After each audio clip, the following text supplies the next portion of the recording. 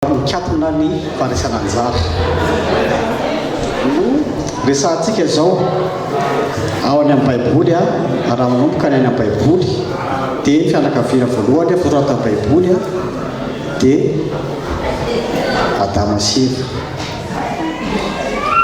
Iza zanany? Kaina sy Abela ny zanany.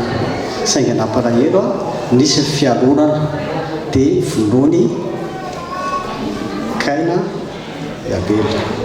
Tany zany dia efa nanomboka ny fahotana zanak'olombelona.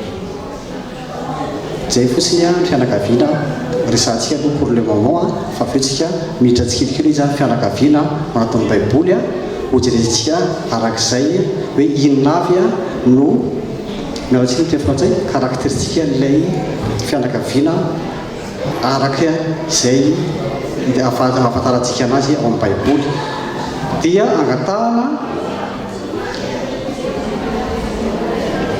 angatahana ny famiratovelo sy nasololomanana miakatra te anoloana hanao ny hira sy ny talenta izay mampisehoany ho antsika.